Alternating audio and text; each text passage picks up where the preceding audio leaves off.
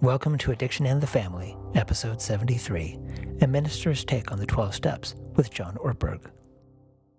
Welcome to Addiction and the Family. My name is Casey Arriaga. I am a licensed clinical social worker and addiction counselor at both Windmill Wellness Ranch and Recovery Tree Counseling. I'm the author of several books, including Realistic Hope, The Family Survival Guide for Facing Alcoholism and Other Addictions, and the children's trilogy based on my book, Mommy's Getting Sober. I've been in recovery from my own addiction since 1998, and I've married to someone in recovery. The first 10 years we were in active addiction together, and since then, we've been in recovery together. Join us as we share experience, strength, and realistic hope on how you and your family can learn to grow and recover together. We have a great episode for you today. We have a minister and author, John Ortberg, here talking about things that he's learned about 12-step recovery, how that relates to his Christian faith, and talking about some of the underlying concepts underneath the steps and how they help people with recovery and with life. So really excited to have this conversation. He's the author of a great book called Steps that a friend sent to me. And once I started reading it, recommending it to other people, I recognized this would be a great podcast episode. So super excited to have him on the show. We're going to be able to talk through lots of things, a great conversation that we recorded while I was on the road out in California. We'll have all of that and more after a brief word from one of our sponsors. Addiction in the Family is brought to you in part by Windmill Wellness Ranch, where I happen to work. We are nestled in the beautiful hill country of Texas, and we've been rated as the #1 treatment center in the United States by the Track 9 independent rating system. And that's based on our ability to bring down addiction relapse rates, anxiety, depression, and also increase optimism, increase resilience, increase people's commitment to recovery. When you see the results, that's what counts. Now, we are so confident of our ability to help people that we offer the Windmill Guarantee. The Windmill Guarantee states that if somebody comes to treatment and does all the stuff that we suggest, and then also does all the follow-up that we suggest, and still needs to come back to treatment within 1 year, they can come back at no cost. If you want to find out more about the Windmill Guarantee and everything else that we have to offer, visit windmillwellnessranch.com or call our admissions line. While I've got your attention, we also offer a free family course to anybody. You don't have to have any association with Windmill, but if you wanted to get a taste of what we offer for families, sign up for a family course at windmillfamilycourse.com. You'll get weekly emails that'll point you towards podcast episodes, blog posts, videos, all kinds of resources that we offer for families. Because as you can imagine, I'm kind of passionate about family work, and I happen to run the family program at Windmill Wellness Ranch.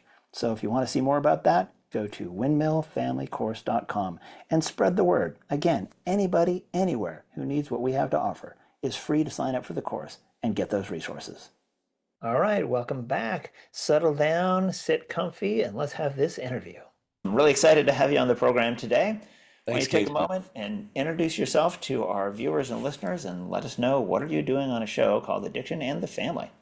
My name's John Ortberg, and I live in California. I've spent most of my working life as a pastor. Always been interested in life change, so I studied psychology as well as theology. And in particular, interested in how do people get formed spiritually. And the 12 steps as a way of life have been fascinating to me for decades. I often go to meetings. I don't necessarily have an identified addiction, although I think all of us get attached to stuff where willpower is no longer going to cut it. And there's been a huge search for what's a life-giving, actionable, transformational way of life that is available to people in our day. And I think in many ways, God has made that uniquely available through the 12 steps. And that addiction, in a strange way, has been a vehicle through which God has poured a lot of grace out that is badly needed in the world. A lot of folks don't know the history of the 12 steps, but in a nutshell, I think the core idea is that AA got the 12 steps from the church, and now the church needs them back. And that's a central theme in a book you wrote called Steps, which I became aware of because a mutual friend, Kim, sent me a copy. And in a note she included with it, she said, hey, I hope you really enjoy this book and you get a chance to read it. And I would love it if someday you and John were able to have a conversation. And I thought, I can think of a way to make that happen. That's so cool. Oh, that's great. So I reached out to her, she reached out to the team and kind of kicked it around a little bit, and we ended up here today. So yeah, I've really, really enjoyed the book. I think I've been reading it for Oh, probably just a few days. And I started recommending it to a few clients and sponsees that I have who are Christians, specifically saying, hey, this carries a lot of great ideas and interface between those ideas. And as you said, a lot of, well, it's funny because some people absolutely love that AA and other 12-step programs that were born from it Hmm. involve a lot of languaging and formatting and ideas that come out of the Christian church. Yeah. For some people, they go there and they're like, warm embrace. Other people run screaming. They're like, oh no, but God with a capital G and him with a capital H, and what am I Yeah. going to do with this? And then we spend a lot of time talking around that to make it okay for people. And Yeah. that's been one of the messages that I work with in my work and my life, because I'm a clinical social worker, addiction counselor, work at a treatment center, do outpatient practice. And the majority of the people that I work with struggle with one addiction or another, or often several, right? Yes. Yep. And I get a lot of fulfillment out of helping people who really do not identify with spirituality at all find something that works for them. Yes. But then there's folks at the other end of the spectrum who profess, and I'm not putting it down when I say that, but they'll talk about, like, well, I grew up in the church. They'll Hmm. look at the steps. Step one, admitted we're powerless. Step two, said God could help. Step three, I think I'll let that Yeah. happen. They say, well, I did that when I was 12. Yeah. Why is it not working? Yeah. And your book really addresses that. And it seems like the way you think about it really addresses it. And I wonder if you wouldn't mind talking about things from that end of the spectrum, not the person who says, well, there's no God and I've struggled with that and can't get around that, but the person who says, yeah, this has been my life forever. Why Yep. isn't it working? Yeah. And if you go way back to the beginning, Bill W. as kind of the first AA, and then Dr. Bob number two, and Dr. Bob had been very involved in what was called the Oxford Group, which is what Bill W. got involved in. It's this group that was just trying to recapture Christian practices, discipleship in the 20th century at that time, in the modern world, in a way that was really robust. And when Dr. Bob first got involved, he thought, well, yeah, I believed all this stuff. People who have been in the church sometimes for a long time will be troubled by language like God as we understand him. But then folks will often say, people in the church get attached to all kinds of stuff and addicted to all kinds of stuff. And it's my belief in God as I understand it that brought me to this point. So I think we're all always on a journey to try to kind of understand God more deeply. I think that was a big part of why Jesus came, was to correct our constantly misguided notions about who God is, and in particular, how we actually interact with them, and in particular, how much we need him. And Casey was really interesting. After I'd written the book, one of the guys I talked to has been teaching in 12-step circles for a long time. And I don't know that he would call himself a Christian. He considers the 12 steps a wisdom tradition. And he said the problem with most wisdom traditions, so we might include churches in that, the problem is most people have a wimpy step one. Admitted we were powerless over fill in the blank, alcohol, whatever, and our lives have become unmanageable.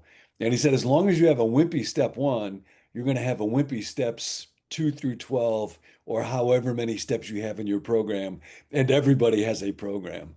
And I think in the church world, that's actually a great difficulty. When he said that to me, it's like a little light bulb went on. And what I started thinking about was all these stories in the New Testament, particularly that involve Jesus, that pair and contrast somebody with a real robust step one with somebody with a wimpy step one. So for folks listening to us, if they know these stories, story about a prodigal son ends up eaten out of a pig trough, an elder brother who thinks he's doing pretty good. He's serving the father, so he's got a real wimpy step on that. Prodigal son, he knows he is in deep weeds. Or there's a religious leader named Simon throwing a banquet, and a woman at it is just known as a sinful woman. She is weeping at Jesus' feet. She's just like overwhelmed by the possibility to connect with him, where Simon's pretty casual about the whole deal. Or Jesus tells another story in the synagogue. There's a Pharisee religious leader, and he thinks he's doing quite well. Thanks God, I'm not like those other people. I fast and tithe. And then there's this tax collector. Everybody despised them, and he wouldn't even look. In every case, it's the person with a real robust step one who has what in 12-step circles will sometimes be called GOD, the gift of desperation. And it is a real gift. Doesn't look like it. Nobody wants it. It's the gift nobody wants. Nobody's given desperation for Christmas this year. But it does create an unforced motivation that says, I'll do anything. And of course, part of what got discovered in the early days of the 12 steps was the people who really hit bottom and experienced a deep sense of hopelessness, paradoxically, were often the ones who were closest to finding God and having a spiritual awakening. And I think, Casey, there's a long way round to your question that a great barrier inside the church is a lot of us often lack an unforced sense of desperate need for God. And so the intensity involved in actually arranging our lives around the 12 steps is just more than we're willing to put up with. And I have, for better or worse, seen that in a lot of people, myself included. When I came Yeah. into recovery, because I'm not shy about saying I'm in recovery, Yep. and I have been for 27-ish years as of this Yeah. recording, 20 of those continuously sober outside of my bottom lines. Mhm. And you can do the math. There was 7 years in there where, I came in, I had a certain amount of desperation. I had a little bit of that GOD, gift of desperation. And then actually, I've heard the word God used as an acronym by a lot of people, and I encourage that in people where this is a big struggle for them. They'll say, well, I can turn to the group, it'll be a group of drunks. I can connect with nature, great outdoors, all these GOD. But I was on a meeting one day and I heard somebody say, how about GOD, grow or die? I went, oh yeah. So it took me a bit, about 7 years or so, to get from gift of desperation to grow or die, to hit some point within the program, working a decent program, which later became a strong program of recovery. At first, I was dabbling in it a little bit. Yeah. And like, okay, I'll go to a meeting each week, and someone told me I got to do this for the rest of my life, and I picked up the AA 12 and 12, even though alcohol wasn't my main thing, and I wasn't really a member of AA at that point. I was in Sex and Love Addicts Anonymous. But I'm picking up the AA 12 and 12, and I can't make heads or tails of it.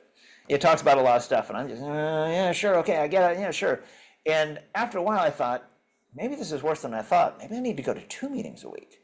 Hmm. And my wife said, 2 meetings? Are you kidding? I mean, you're taking a night off per week from the family. We got a young daughter. Like, come on now. Yeah. Now, we all laugh about this now because she says nothing like this. Now she's excited. Yeah, go to a meeting, go do your thing, please. Yeah. And she's in recovery herself. Yeah. And we've sort of got this mutual agreement. We can tell each other's story as long as it benefits somebody. So we're two people who Hmm. were in active addiction together with no idea. We just thought we were cooler than all the little people. We didn't think the rules applied to us, all those kinds of things. So my level of desperation coming in was like up to a point. But the really cool thing, and you talk about this in your book, and it's a common expression in 12-step circles, is keep coming back. And I remember that was one of the only things I can remember from my first meeting was Yeah. somebody said, keep coming back, it gets better. Yep. And I stuck with that 27 years Yep. later, kept coming back. And what do you know? I would say when I came in, I had zero interest in spirituality. And at this point, like spirituality is woven through every thread and fiber of my being and my recovery, which doesn't mean I don't stumble all over the place, make all kinds of mistakes, forget all Right. about that for Yep. stretches of time. Yep. But I literally have reminders on my phone now that say, check in with HP, higher power, check in, check in, Oh, check in. that's so good. And I find Yeah. that really, so now I'm working on not needing a reminder, but maybe we'll get there later. So I would love, if you don't mind talking about it, Hmm. where you maybe connect with some of this on a personal level and where you see this kind of thing influencing families, because a core chunk of our audience is family members of people who have an addiction. Yep. And I'd love to hear your perspective on any of that. Yeah, I was actually just at an Al-Anon meeting last week. I went with one of our kids and have had numerous folks in my life growing up and then as an adult where this is an issue. And I think depending on how somebody wants to define addiction, and I'm not an expert on recovery, my interest in the book really is on this as a way of life for everybody. So I don't get deeply into technical definitions of what exactly is or is not an addiction. There's lots of folks that have done real good work on that. But I think the clear reality of us is every one of us is attached to behaviors, substances, patterns that our willpower is not sufficient to deal with. And that keeps us from becoming the kind of person that we want to be, that we know we ought to be. And that gets deeply into family issues. I was reading quite recently, somebody said sobriety is about 10% not drinking and about 90% honesty. And that one of the huge problems is just hiddenness. And of course, that gets into denial. And we're all wrestling with that. So for families to have the freedom to be open and to say, as best we can, husband and wife and parents with kids, I will seek to not live in secrecy. And I'm going to need help with that. And I'm going to need a program. Another guy that I was talking with while I was researching the book has taught in 12-step communities for many, many years. And he said, you can kind of tell if somebody is really working the program, if they're coming because they really know they need help and they're going after it, as opposed to if somebody's just going to keep their probation officer or judge or wife or boss or somebody off their back.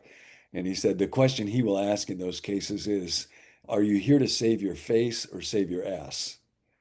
And I've thought it would be great in churches if we could have a little liturgy around that, where the pastor would just come out and start by, are you here to save your face or save your ass? And have people say, we're here to save our ass indeed. But it's probably never going to catch on in the church. But I think that commitment to openness and the recognition that we all have needs. And I think part of the problems with families, and especially Christian families, Casey, is we'll be okay if somebody who wasn't a Christian and then becomes a Christian talks about how messed up or needy or, what their troublesome behaviors were before.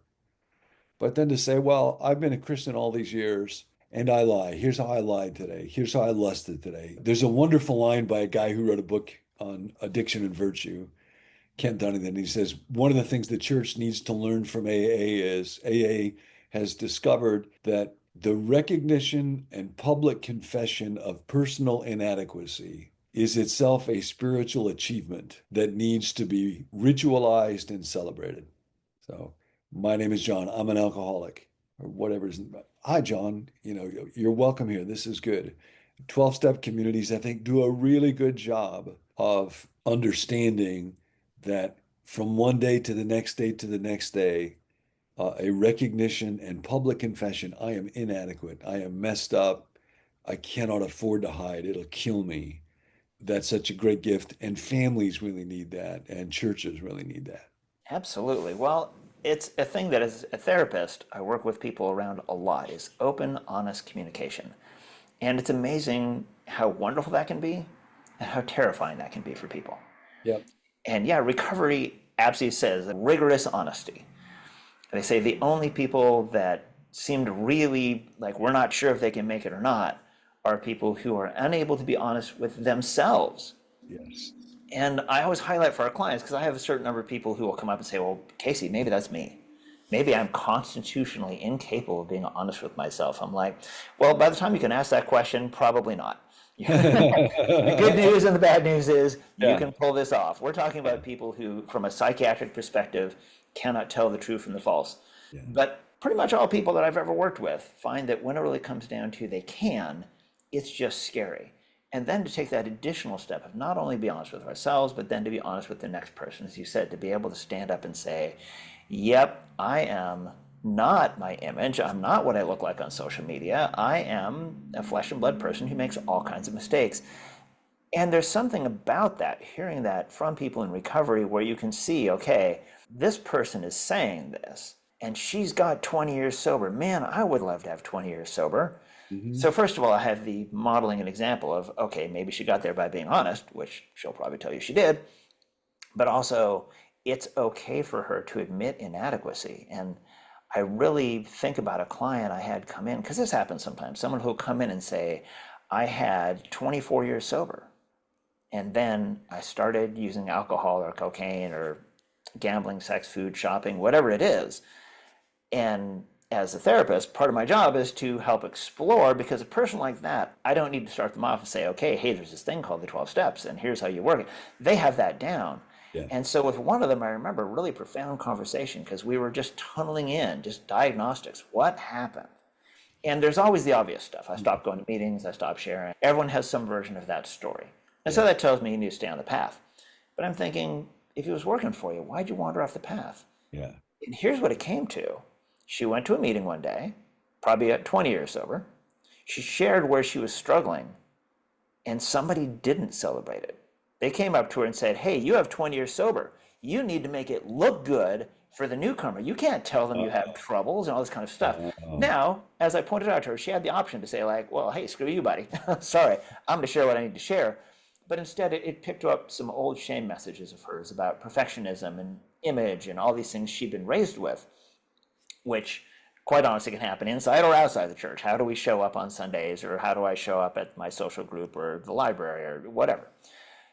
And so she took it on and she stopped sharing honestly. She stopped becoming open and honest with her fellows in recovery. And it just started, that was first domino, trickle down, it all started to fall apart. And then one day she's got a drink in her hand saying, "How did I get here?" yeah. And so she came out of that recognizing that open, honest communication was her number one priority, that it had to start with that, with herself, with her Hmm. higher power, and with the people around her. And I tell people sometimes, couples will come in and say, like, "We don't know how to get through this." I said, "I'm going to teach you how to communicate." That may hasten the end of your relationship if it's naturally not going to make it, but it may save it. And if anything's going to save it, this is what it is. But it really starts with that openness and honesty with self. And I hear you giving that call within the church to say, like, "Hey, we need more of this going on." As many have pointed out, why is it happening in the church basement? Because a lot of 12-step groups will rent room in the basement. Why is it happening down there and not as much up in the pews? What strikes me about that example, Casey, is I love and learn from your conversation with that woman to say, not just it happened because I stopped going to meeting and stopped working the steps or whatever, but why did I stop doing that? And that's that taking inventory. And it's been so helpful to me and it's so much to learn.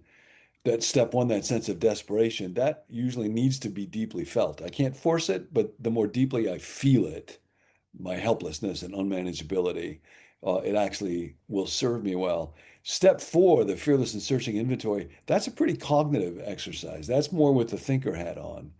And so to ask, not just why did I stop using because I stopped going to meetings, but why did I stop going to meetings? What was going on there so that I can learn from that and figure out how do I need to ask God for help? Very often in church circles, for folks who are listening who might be people of faith, when people like me, pastors or writers or whatever, go to an AA meeting and the raw honesty and the reality and the depth of sharing is so electrifying and powerful that folks will always come away asking, how come church can't be more like AA? And there's a whole book by a guy, Stephen Hayes, that's just titled, Why Can't the Church Be More Like AA? And I think the short answer is it can if people who go to church are willing to be more like alcoholics. And that means prioritizing the spiritual power that comes through honesty over the avoidance of pain that I'll experience if I get really honest. And I think we do a lot of pain avoidance in the church. And after a while, we kind of don't even notice. And so that the comment that woman made, I've been around 20 years, I got to make it look good for other people. And of course, underneath that is I want to look good for other people. I want other people to think I'm better than I really am. I don't want people to know the extent of the mess in my life. I don't even want to know the extent of the mess in my life. And I do think it's kind of like jumping into the cold water of a swimming pool. Being honest real time always involves resistance. I have a friend that I've done step five with, and we talk almost every day for 10 minutes early in the morning. And there'll be times when I've lied about something or I mismanage my anger a lot. I withdraw and pout a lot. That's kind of my spiritual gift. I lust or sexually, there'll be something where it's like, no, I should not have crossed over that line. And I've done this with my friend long enough now to do that thought will come. I need to tell Rick about this. But the more embarrassing it is, the more I don't want to do it. Even after all these years, I just don't want to do it. And then when I do it, it's hard to describe, but there'll be a sense of both pain and embarrassment, but also aliveness. Like, I'm taking a step towards health or reality or something. And I think that's what all of us need. We need that in our lives, and the church needs that deeply. But I don't think anybody has ever been part of the community so long that it stops being scary and they stop having resistance. No matter how long you've been doing it, at least for me, that's still present. Yeah, I would totally agree with that. And it's interesting because as you're talking about it, for me as a psychology guy and big on science and what does research show us and all this kind of stuff, and one of the basic things we know about human beings is we are a tribal animal. Hmm. And it's really hard to go against the tribe, whoever you consider your tribe to be. And you see this all the time, not going to get deep into politics, but you see it in politics where the leader of one party or another does something that many people in the party go, oh man, I don't like that. But he's our guy or she's our gal, so I can't make it look too bad because I can't fly in the face of my tribe.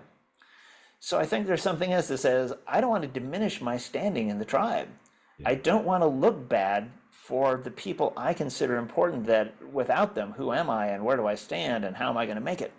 But recovery fellowships, and this is not unique to 12-step recovery. I mean, smart recovery, recovery dharma, you name it, they all have that tribal aspect to them. That sense of like, wait, now I don't want to disappoint that tribe. And if I'm dishonest, if I hide whatever it is, speaking of that, or if I relapse, whatever it is, I've had people say, I was really thinking of going back out in my addiction today, but I knew I had a commitment to show up and set up Yes. chairs tonight. And Yep. man, I just could not come in here and tell you guys I That's right. relapsed. I don't So want to I have put it to through till tell I these got here. people I did that. That's totally right. Yeah. Yep. And so we can leverage that tribal thinking Yeah. in our favor if we create a tribe of other people who are also seeking that same kind of openness and honesty and forthrightness. But Uh, man, I hear you because I did it the other night on a meeting. I had something that, I started down some path, and some part of me is going like, I know this is not my higher powers. Well, I know this is not where I need to be going, yep. but man, do I not want to give it up. So I'm like, well, I'm going to get on a meeting and talk about it tonight. And of course, there's two people that I'm sponsoring. So Hmm. within 12-step recovery, as you well know, but for our listeners, that's kind of a mentor, someone farther down the path, all this kind of thing. And that little voice in the back of my head says, no, Casey, show up shiny and perfect. Show a great example of recovery. And I can recognize now through the blessing of my own work and what I believe my higher powers put in front of me is I could remember that woman's story that I was just talking about. Mm. Wait, no, if I am trying to save my face, Yeah. I'm going to lose my ass. That's going to be like, this is how it starts. So instead, I'm like, okay, so here's what I did today.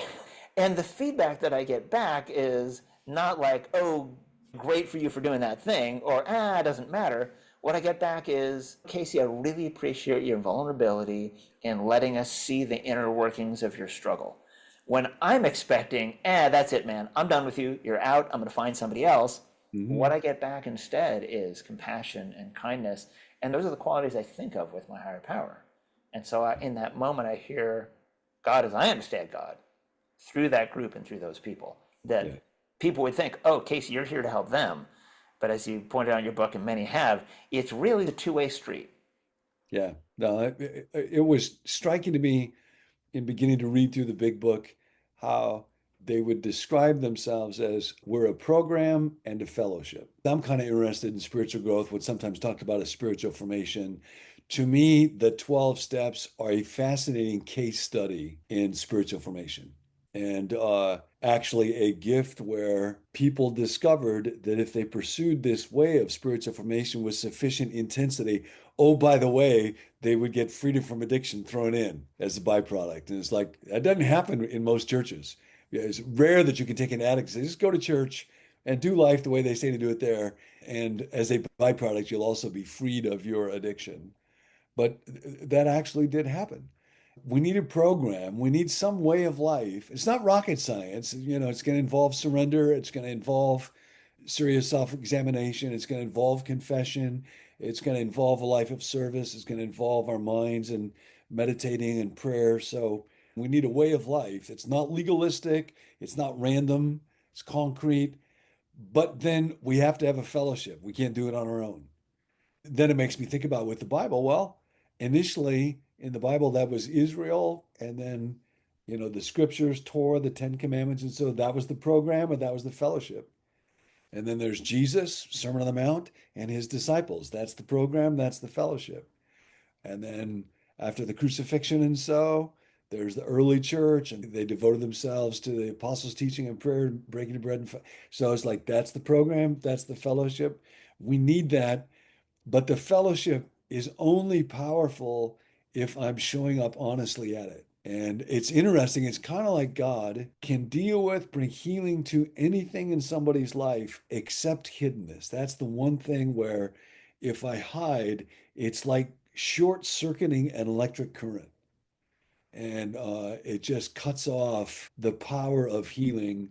And so in community where that kind of authentic, honest, raw, this is me, there's something about when I sit in those circles and hear those stories, I feel like my own compass needle is pointed back towards true north again. And I can't even tell you why. I just know it happens. I love that you point that out. And I'll be honest with you, as somebody who I don't identify as a Christian, but I have a lot of connection with and respect for Christianity. Really, I mean, honestly, any spiritual path that's working for somebody, I'm a fan. And I've had, a sponsee I think of in particular that I'm very close to, who, when I first started working with him, said like, Casey, I want to work with you, but I know you don't believe what I believe, and I want to make sure it's not going to get in the way. And I'm like, no, I'm going to be telling you to talk to your minister more often. Hmm. I'm going to tell you to be digging deep into the Bible. I Yeah. want you to be in there.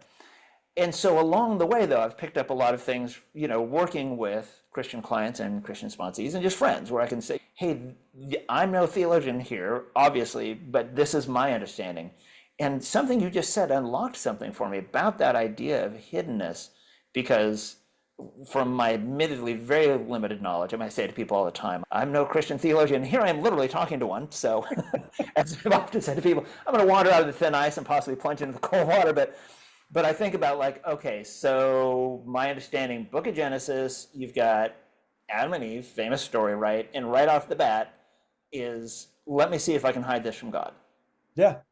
And then you've got Cain and Abel, and again, I don't know that one really well, but I'm understanding some part of the conversation involves like God says, "Hey, where's your brother?" He's like, "Who, me? What? I don't know what you're talking about."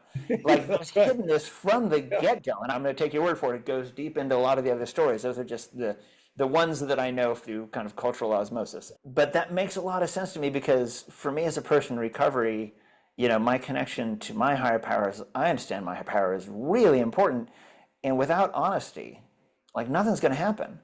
I have clients come in that I know are lying to my face. And as a therapist, I do, oh boy, I'm really going to step on a landmine here, but I do what maybe my higher power does with me, which is kind of going along with like, okay, I hear you saying that. I'm not going to even challenge you on that right now.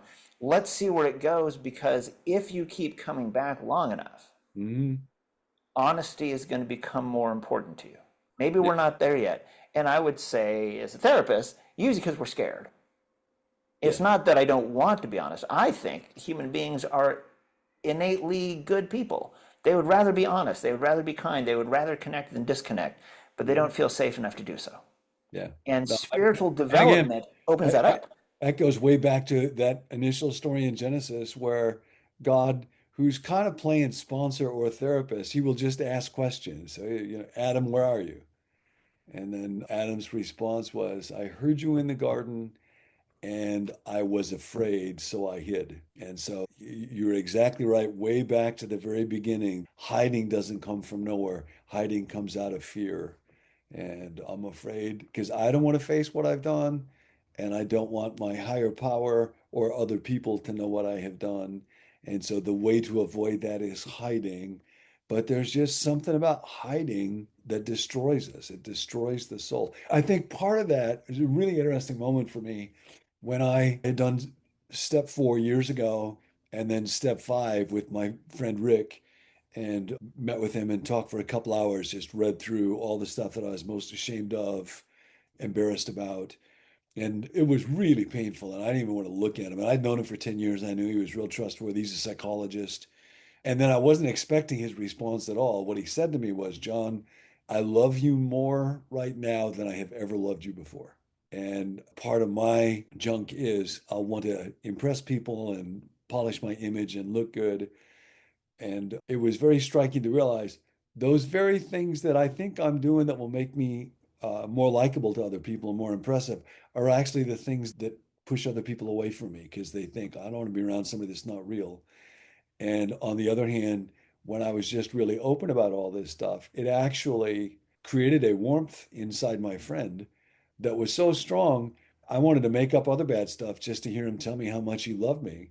And part of what I realized then was I can only be loved to the extent that I'm known, and I can only be fully loved if I'm fully known. So as long as I am successfully hiding, I am successfully inoculating myself against ever being fully loved. Absolutely love that. I'm going to go two different directions with it. One, I'm going to circle back to the story of Genesis because hearing you say what you said, what strikes me is God says to Adam, "Where are you?" And my understanding of Christian faith would say God obviously knows where Adam is. He's not asking because he's curious. He'd be asking because he wants Adam to think about it. And that is something that therapists do a lot. We'll ask a question, I'm kind of thinking, I probably know where this is going. Now, sometimes I'm beautifully surprised by my clients. Sometimes they'll come up with something and I'm like, wow, I never saw that one. I had no idea. But sometimes I'm thinking like, I have a pretty good idea, but it doesn't matter if I have an idea because you need to have an idea. And it'll mean something if you answer the question rather than me saying, here's how it goes. Because I know sometimes clients have sat down and said, look, Casey, just figure me out and tell me what's happening. And I'll say, that won't do you any good. It's only going to work if you think about it and you come up with an answer, which 12-step recovery absolutely calls on people to do. It's not for your sponsor to sit down and go, hey, you're doing this, this, this, and this. Sometimes sponsors do that, but it's still not going to mean anything to you until you discover it for yourself. So can I pause 1 second there Please. and keep going? There's a philosopher who used to teach philosophy at University of Southern California, Dallas Willard, who's a really good thinker about life and faith, and actually wrote several times that if the church ever gets spiritual life right, it will look a lot like the 12 steps. Brilliant thinker about God.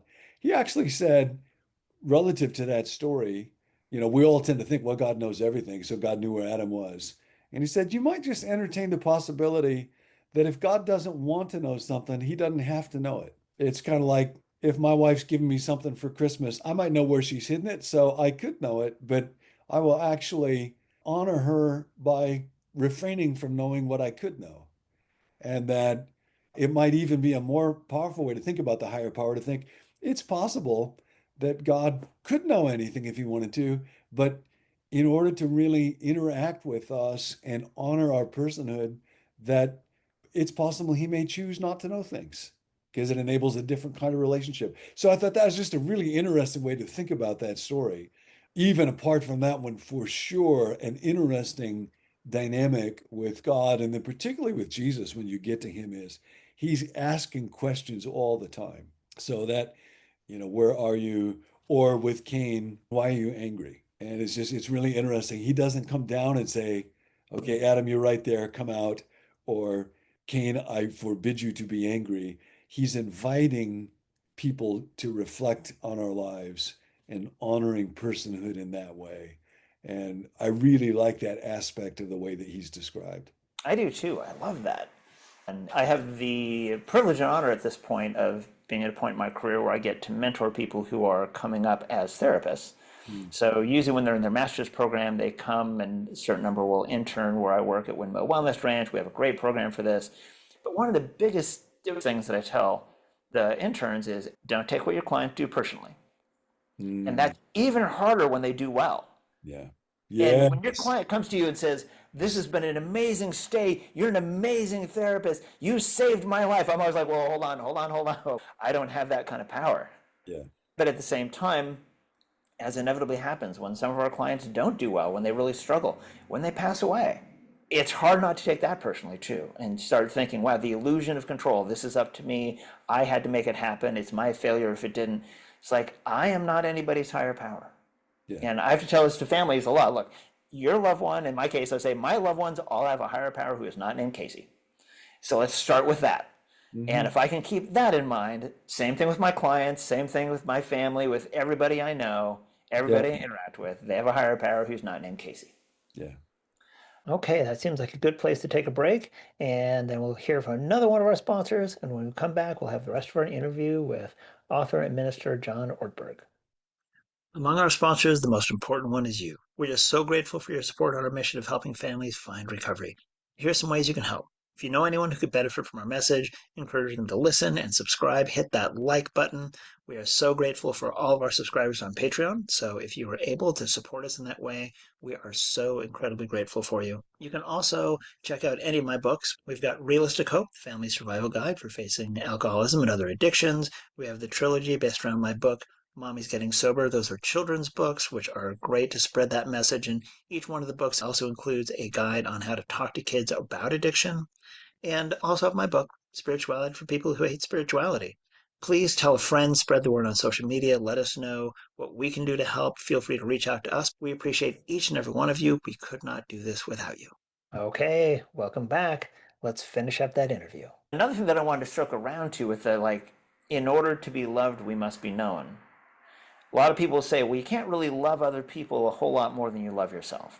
And I don't have any way to prove that that's true or not, but boy, can I tell you, not loving yourself gets in the way of pretty much everything. Yes. And so that idea of introspection, which is not, again, not unique to 12 step. I mean, so many spiritual traditions will say, find out who you are, look inside, see what's going on there.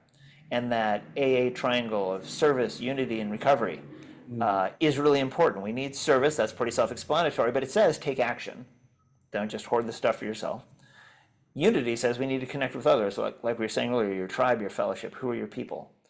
And recovery, to me, is the self-exploration. And 12-step recovery gives us that opportunity, as some other traditions do as well, or therapy for that matter. We get to explore who we are. And often when people come into early recovery, their fear is not just, I'm not going to be acceptable to others, but I'm not going to be acceptable to myself. Like, where does it end? I'm just pulling up all this stuff and pain and terror and trauma. And some of the trauma that gets overlooked most, I can tell you as a therapist, is people skip right over the trauma of how I have harmed others. It's easier to say, oh, well, when I was a kid, this happened to me and that happened to me. Or some people say, man, I have zero trauma. I'm like, dude, you don't make it to the shores of recovery without having had some trauma. Even if you had spotless childhood, everything went perfectly, you'll have plenty of trauma just going through addiction or other mental health issues. But here's the thing, if you get to know yourself, you will find somebody you love. When people say, Casey, I don't know who I am, I'm always going to say, I have good news for you. It's going to be much better than you think. Yes, you're going to need to pull these things out and hold them up to the light and say, do I really want this as part of my life? Or is this working for me? Or yes, here's what I've done. What can I do to make it right? But on the other side of that is somebody very lovable. And for those, especially like Christian faith, people that I've worked with will say, what if I'm just this horrible person? And it's like, well, are you saying God made you terribly? Are you like that one mistake he made? I'm not buying that. Yeah. Come on now, let's look at that one again. And people get to discover self-love, but it's only through seeing who they are. It's only through that openness and honesty with self as well. Yeah, it's a striking thing, when somebody asks Jesus, like, how do you summarize everything in the Bible? What's life about? It all comes down to love, and it's love your higher power, love God with everything you got, and then love your neighbor as yourself. And so, the implication just beneath the surface is if I'm to love my neighbor, whoever that person is that's near me, whoever I encounter, that's the neighbor. If I'm to love them as myself, then I must love myself. And then I have to step back and say, what exactly does it mean to love? Because, that's a word that gets thrown around a lot. And often in our culture, we'll kind of confuse love with something like desire. So at the heart of it, as I understand love, and this would be true as it's used in the Bible, but also true as it's used in AA, to love something or someone is to will their good and not just to desire them. So, we'll say, I love hot dogs. Well, if a hot dog sees me coming, it's not good news for that hot dog. I'm not willing the hot dog's good. So to love means that I will what is good for it and seek to foster what is good for it. And so self-love is really important. It's not the same thing as self-indulgence. It's just like with another person. If I'm a friend, if I really care about you, I will seek to see the beauty in you and the goodness and who you were created to be and what's possible for you. And I will want to see if it's a really good friend, here's the character defects they're working on. And so we'll work the program together so that they can keep moving in the direction of sanity and emotional sobriety. And so I will want to be with them and assist them in that. I don't want them to live in deception. It is not an act of love to encourage somebody to live in deception, but to will somebody's good is not dependent on how many character defects do they have. And that's true for other people, but that's also true for me. So it's kind of like, I don't know how many character defects are in there. They continually surprise me. I keep finding newer ones and deeper ones. And yet I must will the good for myself. I have to start there because if I don't will the good for me, I'm not going to work the program and I'm not going to be helpful to anybody else. So yeah, I think that to help people understand what does it mean to love yourself, and it's a real important thing to do, but it's not the same thing as being self-indulgent or blind at all. It is to will and to work for your good as your higher power intends you to be good. I think that last one's really important. That last little, I'd say, caveat at the end of the sentence there, as your higher power would have you be. Yes. Because people will say, well, if you love yourself too much, isn't that just like being narcissistic? I'm like, well, hold on a second. People who show narcissistic traits, that never comes out of a place of self-love. That comes out of shame. That comes out of needing to prove or overcompensate for my own perceived weaknesses and fallibilities that I don't like and think I need to hide. So self-love coming out of self-honesty is huge. But for a lot of us, that's a big leap. It is Yeah. scary for many, many, many people to really be loving towards themselves. And so one great key to get through that fear is spirituality. You say, like, is it possible that there is a higher power, God, put the word there that works for you. Is it possible that being or force loves you the way you are? And again, with Christian clients, I'll say, like, does the Bible give any guidance about what God might be like? By any chance, is there like any chance there's something in there that might say something about love or forgiveness or anything like that? Because that's how I've heard it. And Yeah. sometimes they'll start to laugh, sometimes they'll start to cry, sometimes they'll just look at me funny. But the point being that you can find an awful lot about love, compassion, forgiveness, understanding in any spiritual tradition.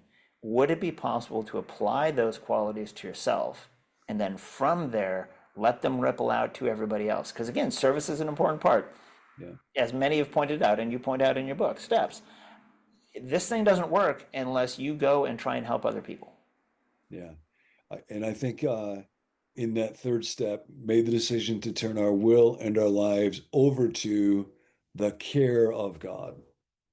And it's kind of interesting. It doesn't just say over to God, it's over to the care of God.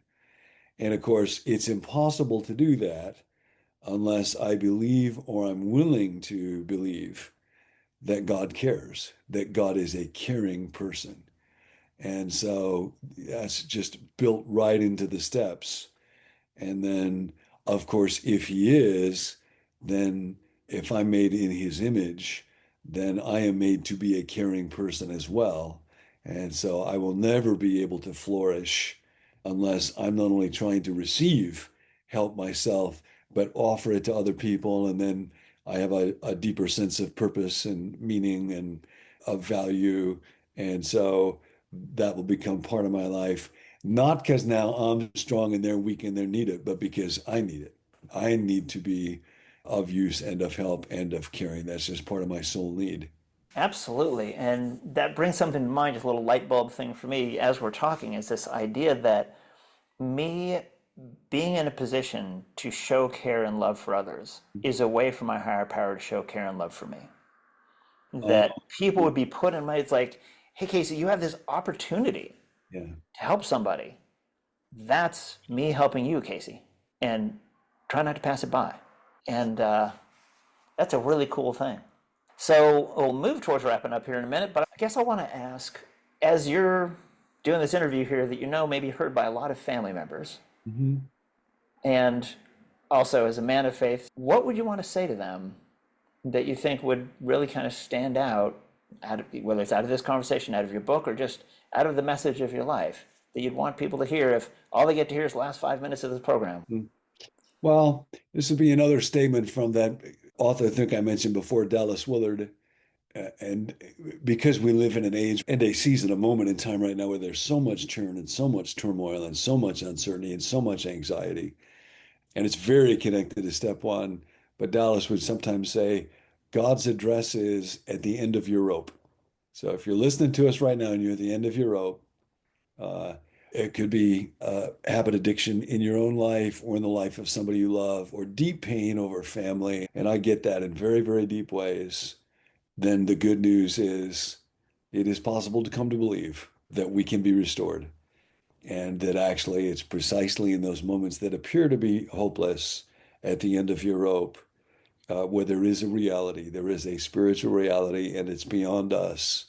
And he can meet you right there. God's address is at the end of your rope. I absolutely love that. And it just reminded me as you're saying that out of some of the things that I've heard partly in what I call the folk wisdom of 12-step recovery. And I say folk wisdom in the sense that it was not designed by a team of psychologists and then they did a bunch of research and say, hey, we're going to roll out this program. Yep. It's a very large-scale survey study done with millions of willing participants and quite a few people dragging their feet on the way in, but they showed up anyway, saying, here's what we found. But of course, over the years and decades, there's been a lot of skepticism around it. So there's also been a lot of research done by people in scientific circles to say, does this work? How does it work? What works about it? And one thing that really stood out for me that we touched on a little earlier in our conversation as well is that the people who are the most desperate do the best in 12-step recovery. Yep. And I think allowing ourselves to hold on to that gift of desperation, to recognize that the higher power that we're turning to, you're right, step 3 says, turn our will and life over to the care of. It also comes up in the second tradition. Second tradition in AA says the only authority is a loving God. Okay, it's patent, caring, loving. And then in Bill's story in the AA Big Book, it talks about having a personal connection. And if you can imagine that being out there, that has a personal connection to you, is caring and is loving, let's use that as a starting point for your image of who you're turning to in prayer. Whose will are you asking for to be running your life? Yeah. It's something really caring and loving and personal to you. And if you can hold on to that, even just the spark of the possibility that could be true in a million years, Yeah. and then you keep coming back, Yeah. you might make it. Yep. You might go much better than you think. Yeah. That's wonderful, Casey. I love it. Absolutely. Well, I want to give another big shout out to Kim for suggesting this conversation and for sending me your book. It's just been a blessing. John, if I can ask just for our listeners, where can they find you if they want to look up your stuff or connect with you in any way? What should they do? Yep. So if they're interested in the book, it's called Steps, and they could get it through Amazon or whatever. Also, my day job is I actually do online teaching, kind of teaching for spiritual growth, and it's called Become New. So if they just Google Become New, John Ortberg, if they're interested, they can sign up for it there. Fantastic. Well, it's been such a pleasure having this conversation with you today. Loved making this connection and just want to wish you all the best in your own, not just your career, but your own spiritual development, because we're all doing that, aren't we? Thank you, Casey, and congratulations on what you're doing, and say hi to Kim for me. I'm so glad to have been a part of it. You bet. Thanks for tuning into this episode of Addiction and the Family. This program is recorded, produced, written, floor swept, the whole bit by myself and my wife, Kira. Just so happy to have you with us. If you'd like, you can always look us up on Facebook. We are tweeting on Twitter, whatever they're calling it these days. And we can be found on Instagram. We can be found on Blue Sky. We can be found on Pinterest. So visit caseyauthor.com and just know that we are so appreciative of you and your support. Hit that like and subscribe. Let us know what you think. Feel free to email us anytime at addictionandthefamily@gmail.com. Take care till next time.